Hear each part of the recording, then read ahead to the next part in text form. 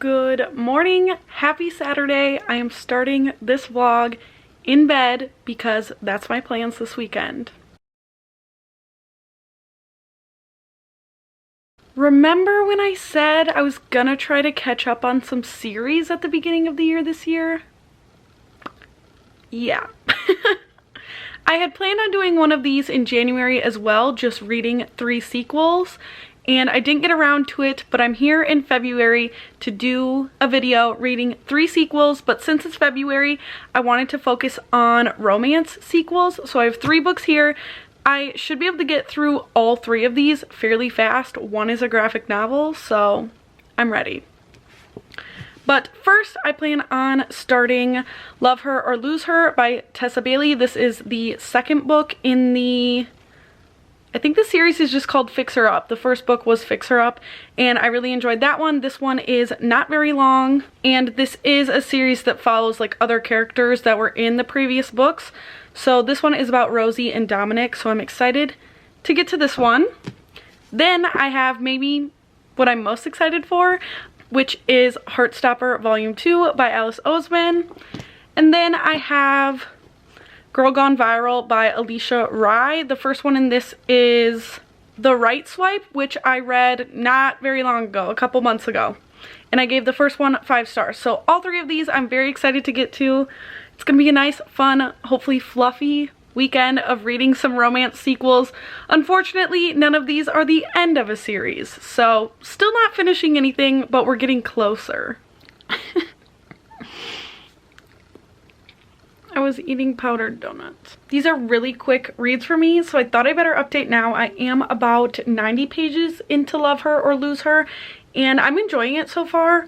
This is a marriage in trouble romance, so this starts basically with our main character Rosie leaving her husband Dominic. They are separating, she's leaving the house, and so far it has a lot to do with just Dominic not realizing how unhappy she was. And my understanding is this deals a lot with the love languages, and she thought that there was no way Dominic would agree to go to therapy, but the second she brings it up, he's like, yes, I'll go, like I'll do anything for you to come home and for us to be together. And I think that therapy, they're gonna go through the love languages basically, but like the couple is very still like sexually attracted to each other, but not emotionally. So I'm wondering how the gap's gonna get bridged basically. I ended up starting Heartstopper just to take a break from Love Her or Lose Her, and I'm flying through this, so I thought I better update. But these are amazing, and I just, every time I pick one up, I can't put it down. I want the next one immediately, but yeah, I have like a 1/4 of it left, and this one is much more about, I don't want to spoil anything, it's much more about Nick. I'll just say that. And it's still super cute, and there's a lot more about each of their friends in this volume, so it's been really cute. I finished it and I literally cannot handle it. I wish I had the 3rd one. I did this exact same thing after I finished the first one.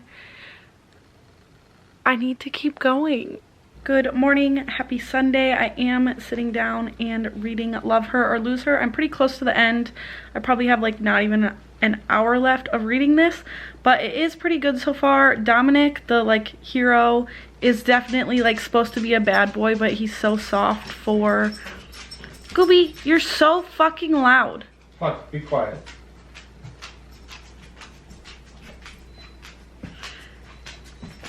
Go lay down. I cannot. I don't know what to do, he says. I don't know what to tell you. Huck, go lay down. He's like, I don't know what you need. Dominic, I can't talk now. Dominic, the hero, is like a bad boy type character who is so soft for Rosie, so it's pretty cute, and like when you're watching me, it feels awkward. I'm not watching you. You're listening to me. Not really. So yeah, they're still not like back together, but it's leaning that way. So I did just finish Love Her or Lose Her by Tessa Bailey, and I ended up giving this one 3 stars. I don't remember what I gave the first one, which is Fix Her Up, but I will say I liked the couple in this more, but the steamy scenes weren't as good, and there were just a couple things that kind of bugged me. Like, this isn't a spoiler because you know this the whole book, but he basically bought a whole house that she doesn't know about. And I'm like, I don't understand. I just think when you're actually married, you shouldn't be able to hide a whole house from somebody. But yeah, and there's other like financial things that happen too where I'm just like, that makes no sense to me, but whatever. But yeah, it was cute, it was fun, it was fine. Tessa Bailey isn't like top tier for me, but I will continue to pick her stuff up because one, that was a super fast read and it was enjoyable for what it was. But now I am sitting down, or staying sat down, I haven't really done anything else all weekend. I'm going to be reading Girl Gone Viral by Alisha Rai, which I did give the first one in this series 5 stars. And that one was called The Right Swipe, and it did have a lot to do with like almost like Tinder dating. So this is a very like modern dating series basically. So I'm pretty close to the halfway point of Girl Gone Viral by Alisha Rai, and I didn't know much about this going into it. I did know who it was going to be about. It follows Ree from the first book. It is her roommate's romance. Her name's Katrina, and in the first book you learn that she doesn't really leave home much, and she is very high anxiety, and she has PTSD from a previous situation she was in.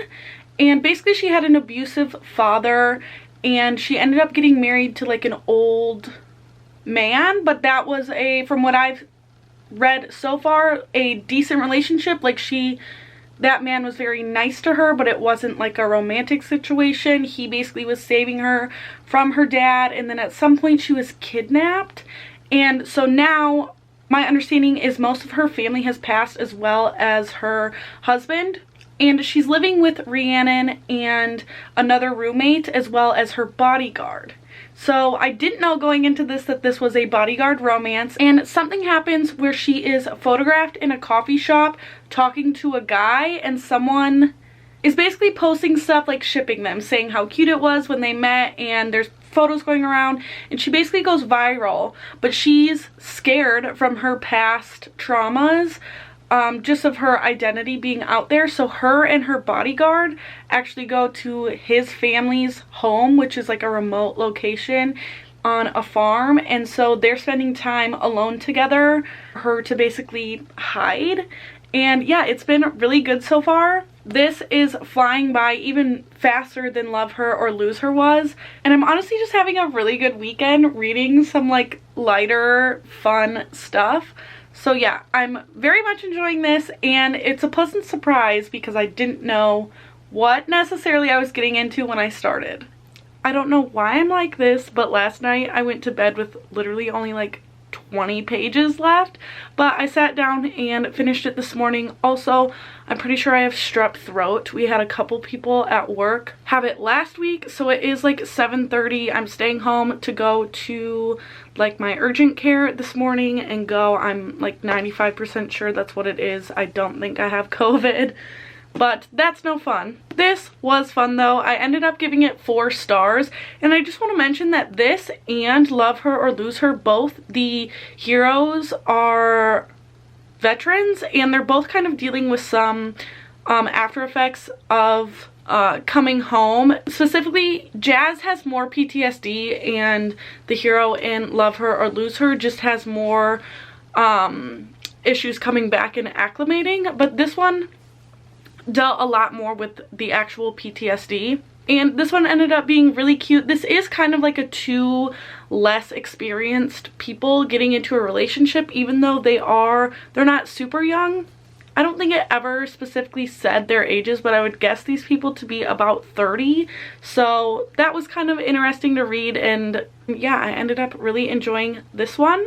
And I'm honestly just really glad that I took the weekend to read some romance. I've been in the mood for it, and even if these weren't all like 5-star reads, I had fun reading each of them, and I feel refreshed now, ready to jump into something maybe a little more dense. I hope that you are feeling all the loving vibes this February, and thank you so much for spending some time with me this weekend, and I will see you again very soon. Bye!